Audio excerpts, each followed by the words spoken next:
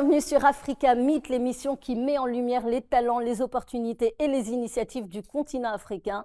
Nous sommes réunis ici aujourd'hui, je suis émue, c'est une première. Nous lançons ce magazine que j'ai tant imaginé, tant souhaité, tant pensé. Un magazine sans langue de bois, un magazine où on se retrouve de manière hebdomadaire pour parler de ceux qui font l'Afrique. Aujourd'hui, on est au Sénégal, mais pas de jaloux, nous irons partout où de belles initiatives peuvent être portées. J'ai un casting de rêve aujourd'hui pour parler concret, pour parler de l'industrialisation de notre continent, pour parler de la jeunesse, parce que n'oublions pas que 50% des jeunes du Sénégal ont moins de 19 ans. On n'a pas d'autre choix, il va falloir se bouger et c'est pour ça qu'aujourd'hui, j'ai un casting extrêmement puissant, des entrepreneurs ambitieux, des parcours inspirants et on commence par Mamadou Djigo. Mamadou Djigo, tout le monde vous connaît au Sénégal. Mamadou Djigo, vous êtes le directeur général de l'ANAT, l'Agence nationale d'aménagement du territoire. Racontez-nous ce que vous faites de beau et bienvenue d'abord. Merci beaucoup, Absatou, de l'invitation. Je suis très ravi de faire partie des premiers invités de cette émission. Je suis le directeur général de l'ANAT, l'Agence nationale de l'aménagement du territoire, depuis 2012.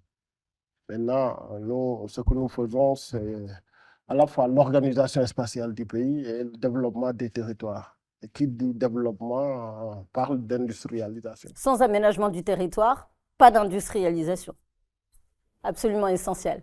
Alors vous êtes là, vous êtes posé, calme, mais vous êtes engagé du matin au soir, vous vivez et vous respirez le Sénégal, vous êtes en permanence sur le terrain, je vous ai suivi à Diaobé. Mamadou Djigo, on a vu en image ce que vous faites au quotidien, on va revenir avec des questions extrêmement concrètes parce que j'ai avec moi des gens très impliqués dans l'industrialisation également du pays et je vais parler de Mamadou Ndiaye.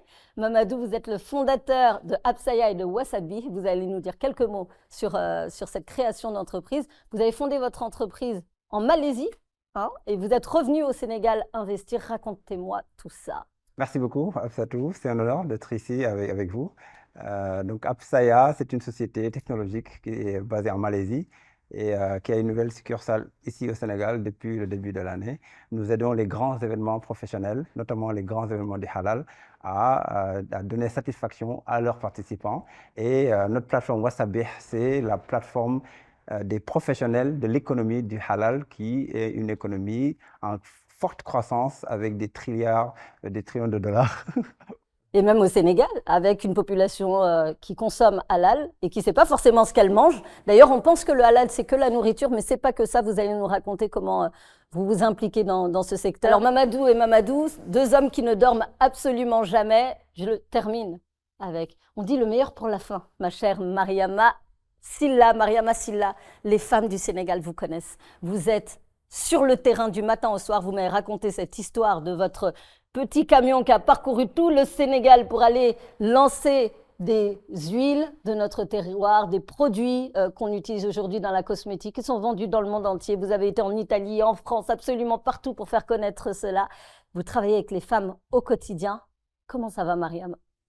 Très, très bien, Absatou. Tout d'abord, merci. C'est vraiment un honneur pour moi de faire partie des invités de la première édition. Donc, je me présente, Mariama Silla, fondatrice de Diongoma. Diongoma, c'est une entreprise solidaire et responsable qui est dans la transformation des produits locaux en produits cosmétiques et alimentaires bio. On est certifié bio par un organisme certificateur qui s'appelle Ecocer. Ce que fait Diongoma, c'est que dans chaque localité du Sénégal, on essaye de prendre les femmes, les tontines en général, et on les forme en groupement de femmes. Et ces femmes-là, on les forme dans les règles du bio. Elles sont nos collectrices de matières premières. On en a plein dans la région de Kédougou. C'est là où on est basé, où on a notre usine. On en a dans la région de Kébémer. On en a dans la région de Kaolack, où on fait du bissap bio. On en a aussi un peu en Casamance. On en a aussi à Mbour. Je suis originaire de Mbour. Je suis née à Mbour, même si mon usine se trouve à Salémata.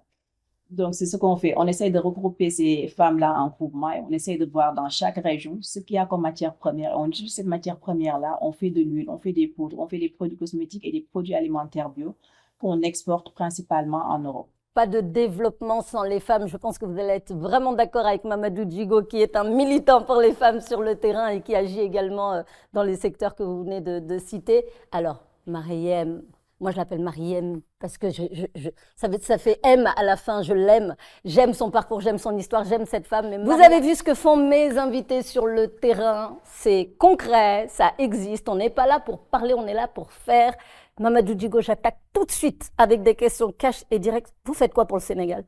Je suis chargé de mettre en œuvre la politique du gouvernement en matière d'aménagement du territoire et aussi en matière de développement territorial.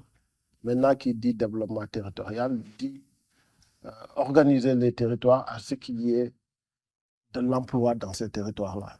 Et la méthodologie, la politique voulue, c'est d'essayer d'identifier l'ensemble des ressources de nos différents territoires, ensuite voir les modes de valorisation. C'est la raison pour laquelle nous avons cartographié à ce jour l'ensemble des ressources du pays, que ce soit des ressources minières, des ressources minérales, pétrolières, gazières, ressources végétales et animales. Et nous essayons de mettre en place une stratégie qui va permettre à tous les Sénégalais, que ce soit les jeunes, les femmes, à pouvoir auto-entreprendre. Et à partir de là, nous les accompagnons pour les orienter dans un premier temps. Dans un deuxième temps, nous essayons de leur trouver du foncier. Dans un troisième temps, nous essayons aussi de les mettre en relation avec la grande surface et la grande distribution. Et s'il y a une possibilité aussi d'internationaliser les produits, d'essayer de le faire. Alors, on est là pour parler concret, sans langue de bois. Je vais revenir avec des questions extrêmement concrètes vous concernant. Mais tout de suite, je fais le lien avec ce que fait Mariama. Mariama, elle est sur le terrain avec les femmes. Elles produisent donc des huiles certifiées bio de très belle qualité. Et aujourd'hui, Mariama, elle a envie de commercialiser ses pays partout au Sénégal. Comment concrètement vous pouvez l'aider?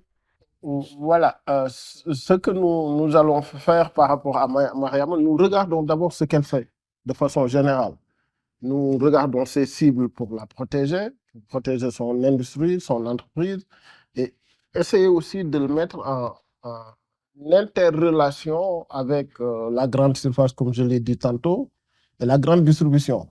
Maintenant, par rapport à l'État, essayer aussi par rapport au financement, si on peut demander aux autres structures de l'État qui financent de la financer davantage, et aussi par rapport à la législation, à la réglementation, essayer de protéger ces produits. En fait. C'est ça l'objectif du...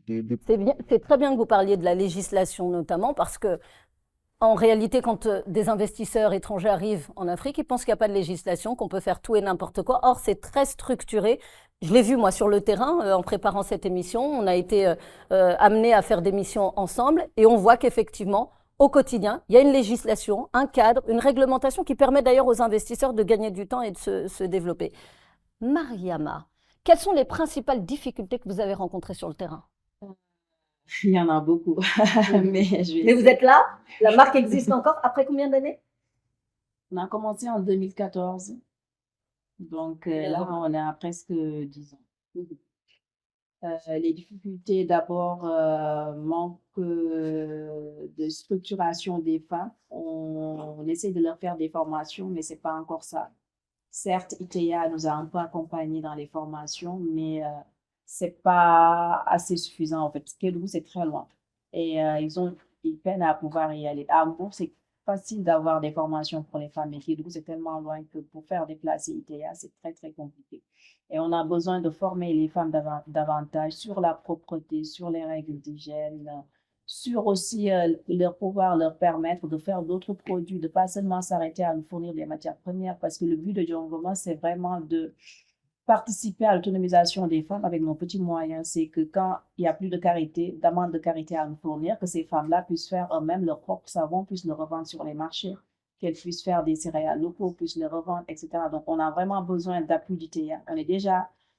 On est déjà en groupement, donc on sait ce qu'on veut, on connaît les femmes qui ont besoin. Il suffit juste de nous accompagner un peu pour que ces femmes-là puissent participer aussi au développement du pays. Parce que moi, je fais partie des gens qui pensent que le développement du Sénégal ne peut pas se faire sans le milieu rural. Moi, je pense qu'il faut vraiment aider les femmes qui sont dans le milieu rural pour que le développement se fasse. Alors, je pense que DG va rebondir sur le sujet de l'industrialisation parce que vous avez souvent parlé, évoqué, j'ai regardé dans la presse, vous avez évoqué justement la transformation de ces produits parce que collecter les matières premières, c'est bien, mais les transformer, c'est mieux. Mamadou, vous parliez tout à l'heure du business du halal. On en parle dans le cas de la nourriture, par exemple. Aujourd'hui, on constate sur le marché, notamment, qu'il y a des yaourts commercialisés avec des conservateurs qui ne sont ni halal, ni respectueux du mode de vie des Sénégalais. C'est-à-dire, clairement, on va parler cash, il y a du porc vendu dans nos bonbons, du porc dans certains de nos yaourts, etc. Et les consommateurs ne le savent pas forcément. Vous, avec le marché du halal, vous travaillez aussi avec des gens qui agissent sur ce secteur-là. Ça représente quoi? C'est quoi le marché du halal aujourd'hui? Et quand on parle de halal, on parle de quoi?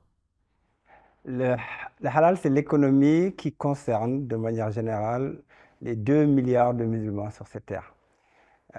On parle de 4 à 11 trilliards de dollars d'économie.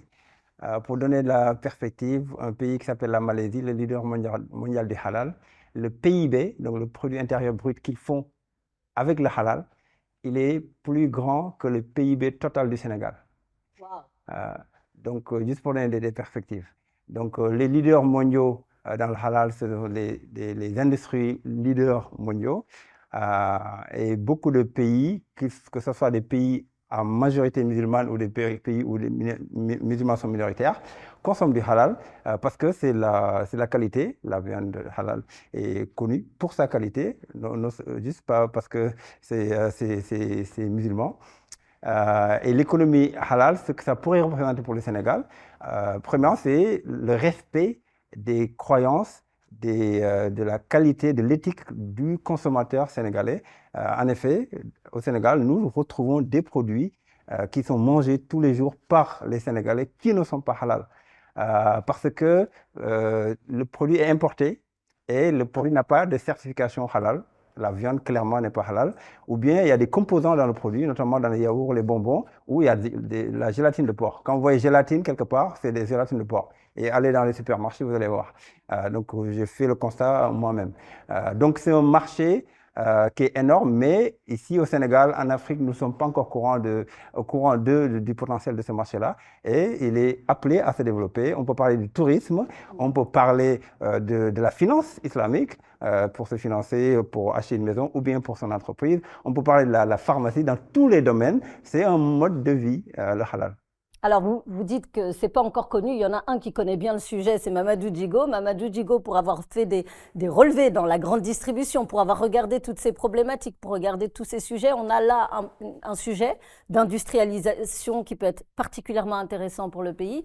Mais on a aussi, il me semble, au Sénégal, de la gomme arabique qui pourrait remplacer certains sujets. Je le complète par rapport au halal. L'avantage du halal, c'est le fait que c'est un marché qui n'est pas fermé aux autres.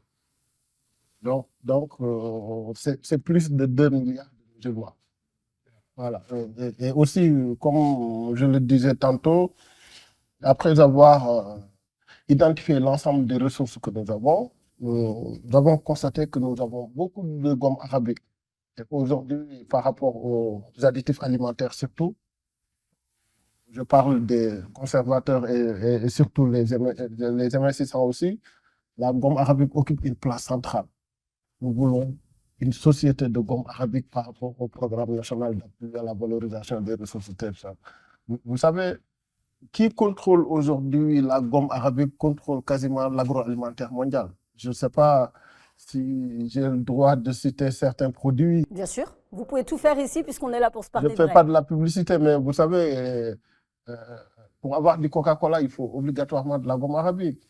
Pour beaucoup de produits, surtout les confitures, les compotes, les sirops, le chewing-gum et autres, si on n'y met pas de la gomme arabique, on met de la gélatine de porc ou bien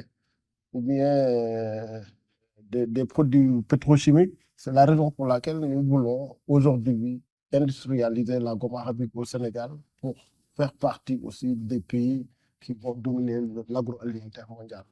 Donc, encore une fois, une belle opportunité pour le Sénégal et pour le continent africain. Exact. Alors, juste pour rebondir par rapport à ce que disait Mariama, elle est sur le terrain, elle explique qu'elle a un certain nombre de difficultés, mais c'est une très belle réussite aujourd'hui et une image inspirante, pas que pour les femmes, mais pour les entrepreneurs du Sénégal. Aujourd'hui, elle a cette volonté d'accompagner non seulement la collecte, mais l'industrialisation de ces produits pour les transformer quand nécessaire, pour les commercialiser et faire des marques championnes. Diongoma mérite aujourd'hui d'être une marque championne. Vous, aujourd'hui, vous avez fait un travail qui est absolument extraordinaire, qui est la cartographie.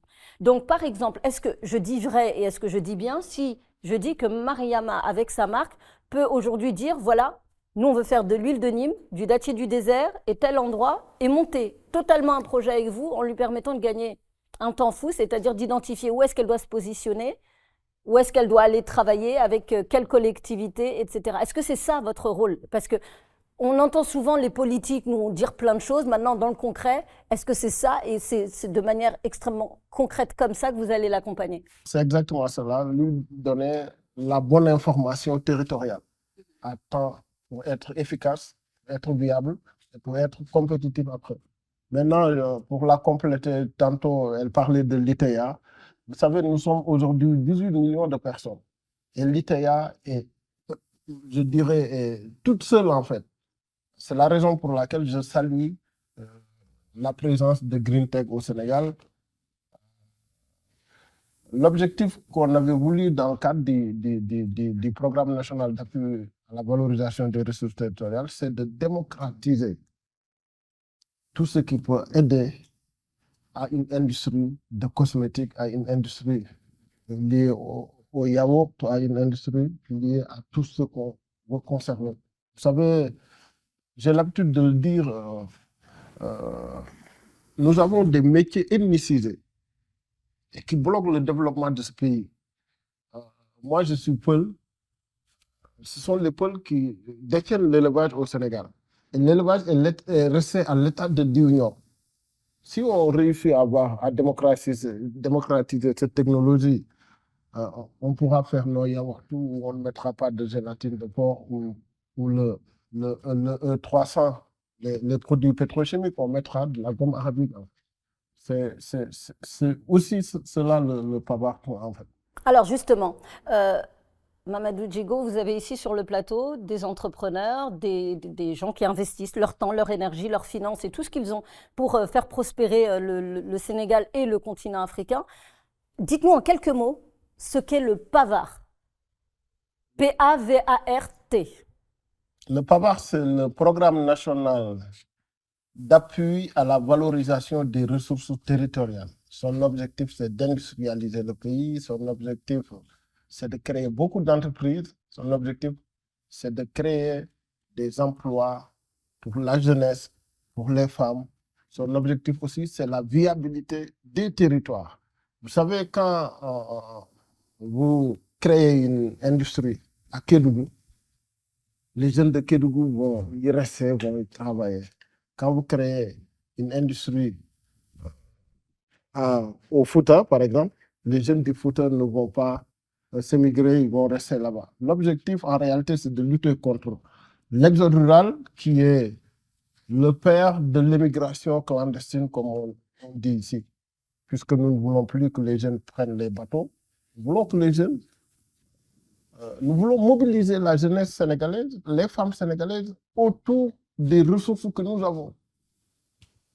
Et nous en avons beaucoup. Et nous en avons énormément. Alors, on parlait des ressources, il y en a une dont on ne parle pas comme étant une ressource, c'est la jeunesse. C'est ce qui peuple notre pays. Aujourd'hui, on entend absolument partout en Afrique, on fait trop d'enfants, il faut réguler la démographie africaine, il faut faire attention, c'est pas possible. Et ça, pour vous deux, d'ailleurs, c'est une aberration. Dites-moi pourquoi, Mamadou. C'est une aberration, c'est complètement faux. Donc, je vais commencer par un élément des Nations Unies pour classifier les pays développés, pas développés. Il y a un critère qui, dans un pays, si ce critère est là, même si le pays a un PIB faible, un pays pauvre, on va dire, ce pays ne peut pas être classifié comme un pays pauvre. C'est la population. C'est le cas du Bangladesh. Ce n'est pas un pays pauvre. Parce qu'ils ont la population. Voilà. Donc, c'est une force. Et ceux qui gèrent là-haut, ils le savent très, très bien. Donc, avoir des enfants, historiquement, ça a toujours été une puissance. Il y a quelques années, des décennies, on se moquait de la Chine. À l'époque, on dit « Ah, ils ont 10 enfants, ils ne savent même pas comment faire des enfants. » Aujourd'hui, qu'est-ce qu'on dit? C'est la première puissance économique mondiale. L'Inde sont plus peuplés que la Chine maintenant. Dans quelques décennies, l'Indonésie sera la 4e puissance économique mondiale. Aujourd'hui, c'est le plus grand pays musulman au monde. Voilà, donc la population, les gens, c'est nous qui sommes les premières ressources. Les premières ressources. Ensuite, nous exploitons. Donc, dire que beaucoup d'enfants, c'est problématique. Regardez les pays qui n'ont plus beaucoup d'enfants aujourd'hui. Et c'est eux qui font venir le monde entier. Aujourd'hui, c'est tellement facile d'avoir des papiers dans certains pays. Mais parce qu'en fait, c'est pour se développer eux-mêmes. Donc, nous, pour nous développer, il faut que nous restions ici et qu'on travaille notre pays. Nous sommes la première ressource. Et ça, il faut le comprendre. Mamadou vient de dire une réalité concernant justement cette jeunesse, cette démographie. Vous êtes d'accord avec lui? Je suis parfaitement d'accord avec lui parce que l'Afrique est un continent à construire.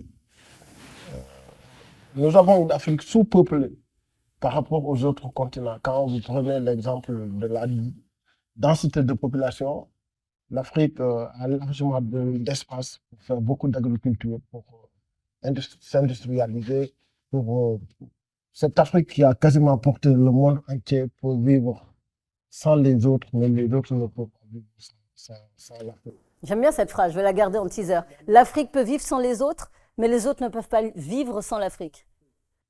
On nous dit il y a un petit retard de technologie. Oui, ça, je le comprends parfaitement. C'est la raison pour laquelle moi, j'ai beaucoup insisté dans le pouvoir pour qu'on ait des centres de formation. On forme les jeunes, qu'on récupère le dividende démographique, qu'on fasse de telle sorte que cette jeunesse-là ne s'émigre pas en fait vers d'autres continents, mais qu'elle reste ici, qu'elle développe ce continent. J'ai l'habitude de donner l'exemple du lion, qui est le roi de la forêt. Tout le monde sait qu'il n'y a aucun animal qui a envie de rencontrer le lion, mais il suffit d'un gros lion et 10 licaons pour que le roi de la forêt meure.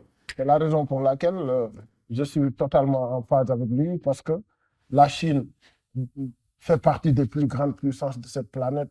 C'est lié à son nombre de population, en fait. L'Inde aussi est en train de venir.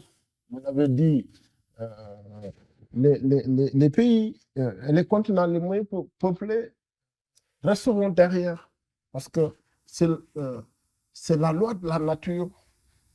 C'est comme ça. Le nombre gagne toujours en réalité. Mais le nombre, c'est bien, DG. Mais aujourd'hui, moi, j'arrête pas de dire que l'Afrique est un cimetière de jeunes diplômés qui passent leur temps à apprendre, à se former. Ils arrivent à la fin, il n'y a pas de travail. Ils sont là et ils deviennent des chômeurs. C'est quand même très problématique. C'est bien de dire qu'il faut créer de l'emploi, mais après, comment on fait pour les faire vivre? Il suffit juste, en fait, de réguler la formation. On parle beaucoup de formation, mais ici, ce que je voyais au Sénégal, on prend tous les bacheliers, on les envoie à l'université, les gens font des lettres et des langues, ils n'ont pas de métier. Et nous, aujourd'hui, la voie, la politique, c'est carrément d'avoir des métiers comme on va le faire, des gens qui vont travailler dans des industries, des gens qui vont créer nos clous, nos cure-dents. Développer les emplois manuels qui nécessitent donc des formations qui n'existent pas forcément aujourd'hui, ou en tout cas les jeunes ne vont pas vers là. Exactement, être en mesure de fabriquer les objets que nous utilisons au quotidien. C'est la raison pour laquelle j'avais dit qu'on élargisse la grande surface, qu'on pousse les Sénégalais à transformer, à fabriquer, à créer des produits, les amener dans la grande surface, pour qu'on puisse les vendre pour nous, notre consommation. Et si on a la possibilité aussi de les internationaliser, on les internationalise. Exporter. Maintenant, le choix fait, c'est de ne plus vendre de matières premières. Est-ce que vous avez un cas concret, par exemple, de certaines aberrations qu'on peut constater sur le terrain par rapport à... Je donnais l'exemple de la craie. Chaque année, nous importons 2 milliards de craies. Pour nos écoles, oui, nos écoles, que ce soit les écoles institutionnelles ou les écoles coraniques, les daras et autres. Alors qu'à Darou Khoudoss, nous avons beaucoup de gypse. C'est avec le gypse qu'on fabrique de la craie. Moi, j'ai dit... Vous voulez dire qu'on a la matière première, on a la matière, mais qu'on va importer on importe de la craie alors qu'on a la matière première. La ressource, elle est là, elle est présente à Darou Khoudoss. Maintenant, on a l'habitude de dire une pierre 2 coups, mais moi, j'aimerais bien que l'on fasse à Darou Khoudoss une pierre 3 coups. On met une industrie à côté. Ça permet à la collectivité territoriale de vivre. Ça permet de la création de richesses à celui qui va mettre l'industrie. Ça permet à la jeunesse de trouver de l'emploi. Et derrière nous, on va pousser pour réglementer le marché de la craie, pour n'importe plus de la craie, parce que, voilà, pour faire travailler notre jeunesse. Et puisque nous ne savons pas avec quoi on a fabriqué la craie qui entre ici, nous sommes sûrs et certains que la craie du Sénégal peut être halal, peut être bio ou peut-être quelque chose qui n'est pas nocif en fait. Une autre aberration, par exemple, c'est par rapport au bois. Voilà, exactement. Le bois aussi. Le bois aussi, c'est pareil. Nous consommons des cure-dents qui nous viennent de la Chine, alors que des fois, la Chine vient Attendez, jusqu'à Casamance. pardon, directeur. On consomme aujourd'hui Des des cure-dents qui viennent de Chine. De Chine. Mais la distance entre la Chine et l'Afrique. De Pékin à Dakar, c'est 12 000 km. Maintenant, si on constate que les Chinois viennent jusqu'en Casamance ou en Gambie pour acheter du bois et reviennent nous vendre des cure-dents, quand vous faites 3 fois le trajet Dakar-Pékin de 36 000 km, c'est très facile de concurrencer un produit qui fait 36 000 km. Et puis de limiter son impact environnemental. Exactement. Exactement. On veut lever les paradoxes. Ça, ce sont des exemples aberrants de ce qu'il se passe. Il existe aussi en cosmétique une autre aberration, c'est le karité par exemple. Nous produisons du karité, parmi le meilleur au monde, et on va en racheter, transformer, qu'on réimporte chez nous et qu'on paye plus cher. Exactement. Nous produisons du beurre de karité. Malheureusement, il n'y a pas assez d'usines au Sénégal pour faire des produits cosmétiques de qualité reconnus à l'international. Et du coup, ils viennent d'acheter le beurre de karité, le ramènent en Europe, même en Chine ou ailleurs, font des produits cosmétiques et reviennent revendre sur le marché africain. Parce qu'il faut savoir que le marché africain est le marché promoteur en matière de produits cosmétiques. Parce que les Africains sont ceux qui utilisent le plus de produits cosmétiques pour leurs cheveux, pour leurs corps, pour leur vie. C'est un marché qui est très prometteur, mais malheureusement, les entreprises qui sont en Afrique ne sont pas assez soutenues pour pouvoir concurrencer, par exemple, le L'Oréal français ou d'autres. Elles ne sont pas soutenues par qui? Par les États. Les États africains. Oui. Donc c'est notre responsabilité. On n'attend pas du soutien d'ailleurs, on attend du soutien. Quel type de soutien vous attendez? On a un représentant là de l'État, il faut en profiter. Donc moi, l'exemple que je donnerais, c'est L'Oréal, parce que L'Oréal, c'est une entreprise française. Personne ne peut douter que L'Oréal est beaucoup soutenu par l'État français. Donc ce qu'on demanderait à l'État sénégalais, on va passer par lui directement, puisqu'il est en face de moi, c'est vraiment de plus soutenir les entreprises qui sont dans ce secteur d'activité, plus de subventions, parce que c'est très compliqué de gérer une entreprise, surtout d'être dans le milieu rural.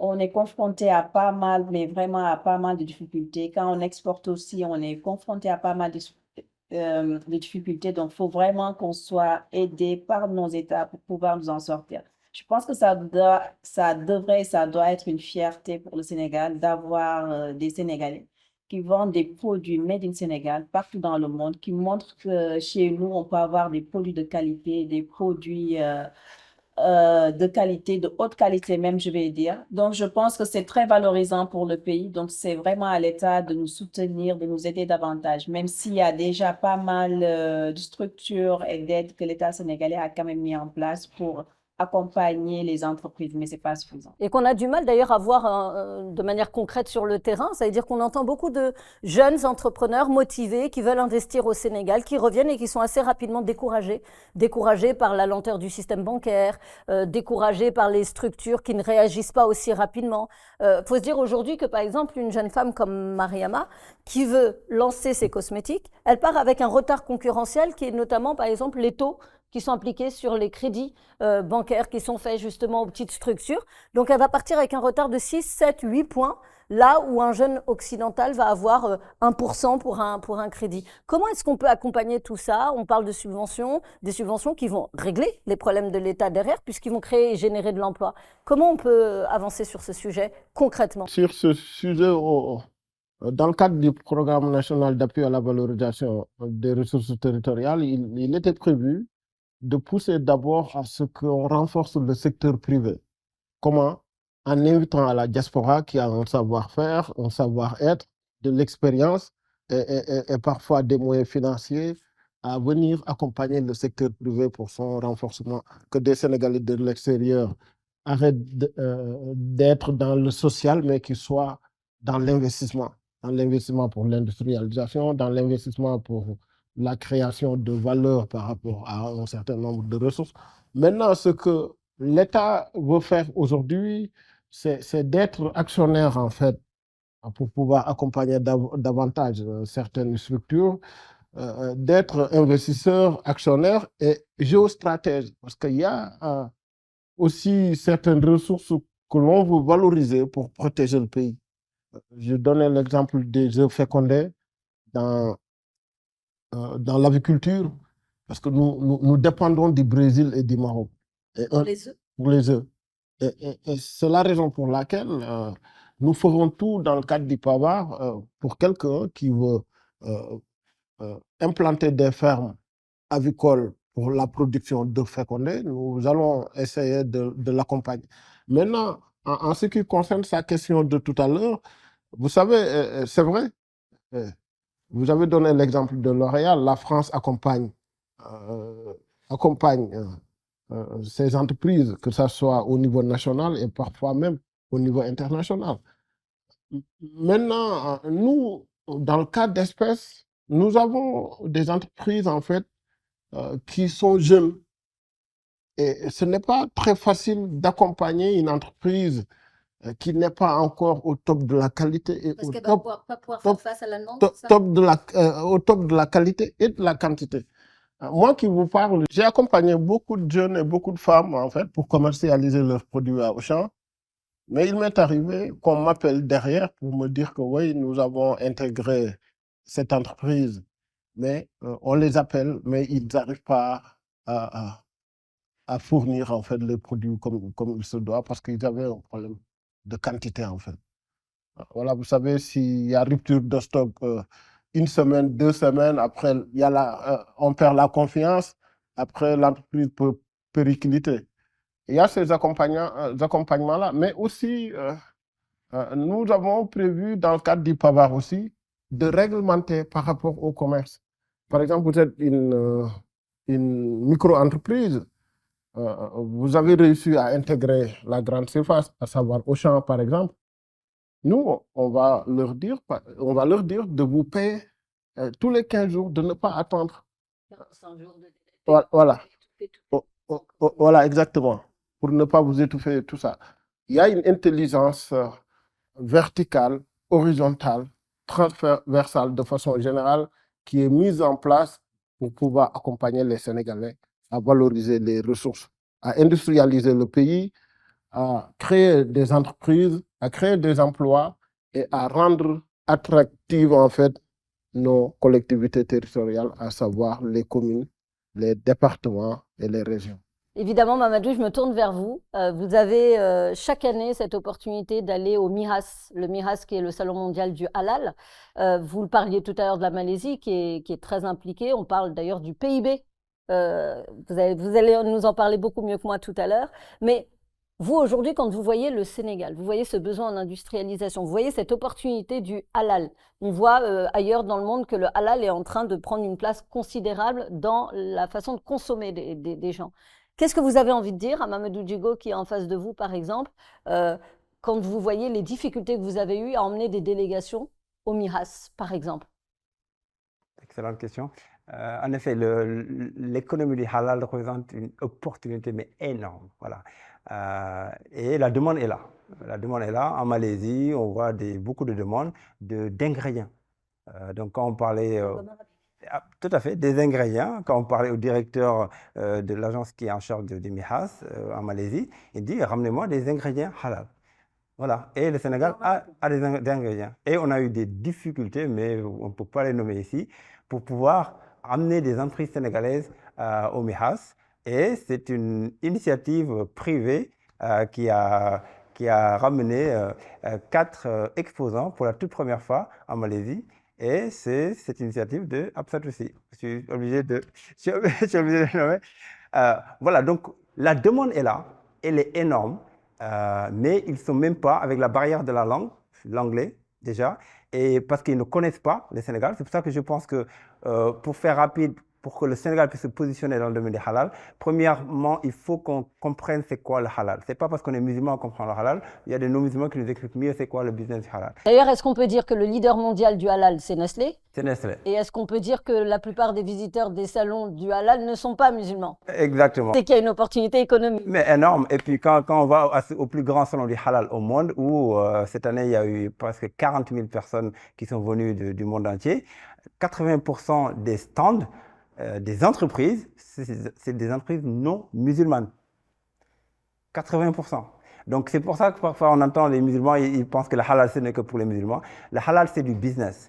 Et ceux qui s'intéressent au halal viennent respecter les valeurs. Par exemple, les banques qui veulent se mettre dans la banque islamique, ce n'est pas parce que ce sont des musulmans qui l'ont fondé, mais ils viennent respecter, ils passent des certifications, il y a des comités qui veillent à ce que le halal soit respecté. Tant que le halal est respecté, c'est du business. Du temps des premiers temps de l'islam, bah, les musulmans commerçaient avec les non-musulmans. C'est du business, c'est universel. Mais il y a juste des valeurs et ça ouvre les portes, mais énormes, parce que la demande est là, mais c'est juste que les entreprises ne sont pas prêtes. C'est formidable, hein, vous avez une opportunité, notamment pour ce que vous faites au quotidien, de collaborer pour exporter justement des matières premières que l'on a aujourd'hui, qui sont demandées à l'international et créer de l'emploi. C'est l'objectif. Hein. Nous sommes en train de moderniser les systèmes productifs, de faire de telle sorte qu'on ait des produits vendables partout dans le monde, des produits compétitifs. Il a raison, le marché du halal, le rayon du halal est beaucoup plus grand que les autres rayons. C'est un gros business. À la base, le halal est fait pour le musulman, mais il est pour tout le monde, pour la planète entière. Alors que le non-halal est dans un cercle fermé, en fait. Et ça, ceux qui le comprennent, c'est pour ça qu'aujourd'hui, demain, les McDonald's, les Kiwi, je ne sais plus si ça existe ou pas, les Burger King et tout, ils vont se halaliser. Quick s'est mis au halal déjà. Voilà. C'est moi qui vous le dis, ils vont se halaliser un peu partout dans le monde. Parce qu'en fait, c'est le rayon économique est beaucoup plus large que les autres en réalité. Là, je peux l'avouer, il vient effectivement de me dénoncer, mais c'est vrai que lorsqu'on a tenté d'amener des entreprises sénégalaises pour créer des opportunités pour le Sénégal, on a eu des difficultés. On rejoint donc cette problématique de dire qu'il faut que l'État travaille avec les entrepreneurs, écoute les problématiques que rencontrent les entrepreneurs. C'est ce que vous faites au quotidien sur le terrain. Je vous remercie beaucoup, Mamadou Djigo, d'être venu sur notre plateau, de faire face aux questions. On aurait voulu vous garder beaucoup plus longtemps, mais ce n'est que partie remise. Je vous rappelle que Africa Meet, l'émission, c'est une émission qui va revenir régulièrement, qui va mettre en lumière les talents, les opportunités, mais aussi les initiatives. Vous en êtes une. Nous souhaitons longue vie au Pavard, qui devrait voir le jour, on espère, très prochainement. Voilà, nous travaillons au quotidien ensemble et l'idée, c'était de mettre en lumière tout ça. Merci, Mariama, pour votre formidable parcours et tout ce que vous faites pour les femmes du Sénégal. C'est combien de femmes aujourd'hui qui font partie de Diongoma? Femmes à travers le Sénégal. 2000 femmes, je pense que c'est vraiment une belle initiative à applaudir quand je dis qu'il y a des belles initiatives. Là encore, il y a un pont qui peut se faire entre la NAT et Diongoma, votre très jolie marque. Ici, on cite les marques parce qu'on a envie de les mettre en lumière et de montrer ce qu'ils font de manière concrète. Donc, on veut des commandes pour Mariama parce que derrière, c'est de l'emploi pour le Sénégal. Mamadou, vous êtes donc le fondateur de Absaya et de Wasabi. Vous nous avez parlé avec brio du marché du halal, qui est une formidable industrie. Là encore, un autre pont qui peut se mettre en lumière. Je pense que vous avez tous rendez-vous ensemble dès demain pour concrétiser tout ça et faire en sorte que tous les jeunes qui sont aujourd'hui dans notre public aient de l'espoir, puissent trouver du travail et accompagner l'industrialisation de ce pays. Merci. Est-ce que le mot de la fin pour chacun de nos invités? Je le laisse d'abord, après je finis. L'aîné en dernier. En tout cas, merci. Merci beaucoup. C'est une excellente initiative et merci pour toutes les initiatives que tu fais, Absatou. Et l'économie du halal, comme toutes les autres économies, il faut y croire et travailler petit à petit. On travaille le soir, on se repose, le lendemain, on continue petit à petit et Inch'Allah, on y arrive. Parce qu'il est temps que l'Afrique voit grand. Absolument. Très bien dit. Absolument, comme Absaya. Vous avez vu le jeu de mots? Mariama, votre mot de la fin. Donc, Absatou, encore merci. Franchement, c'était une bonne opportunité pour moi d'être là pour parler de mon entreprise, de ce que je fais. Je vais juste répéter ce que j'ai dit tout à l'heure. Le développement du Sénégal ne se fera pas sans les femmes. Donc, moi, j'incite vraiment les femmes à travailler, à entrer dans l'entrepreneuriat. Il n'y a pas de sous-métier. Vendre du guet, vendre du yé, vendre ce que l'on peut, c'est du travail. Ça peut vous amener loin. Donc, il faut continuer d'y croire. Et je sais que les femmes du Sénégal sont très courageuses, y croient et Inch'Allah, on y arrivera. Voilà. Merci pour ces mots encourageants à l'endroit des femmes. Mamadou Djigo, le mot de la fin. Merci beaucoup. Je les invite en fait. Je pense que nous allons nous revoir très, très prochainement pour acter la collaboration parce que nous avons l'obligation de collaborer. Maintenant, le mot de la fin, c'est de dire à la jeunesse sénégalaise que le Sénégal est aujourd'hui dans une trajectoire de progrès. Qu'ils ne partent plus, qu'ils restent ici, nous allons construire ce pays ensemble. Parce que ce pays a beaucoup de ressources. Quand vous regardez toute l'Europe, ils n'ont pas les ressources que nous avons. Ils ne sont pas plus riches que nous sommes plus riches qu'eux. Quand vous regardez l'Arabie, vous regardez le Dubaï, le Qatar et tout ça, certes, ils ont tout ce qu'ils veulent, mais ils n'ont qu'une ou deux ressources. Ils n'ont que le pétrole et le gaz. Nous, on a tout.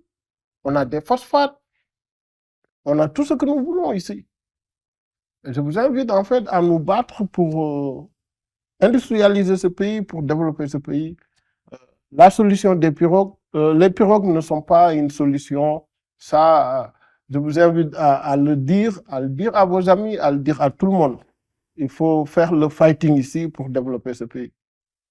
Merci pour ces mots encourageants. J'espère que tous nos jeunes les entendent et vont les relayer avec force et détermination. Les pirogues ne sont pas une solution.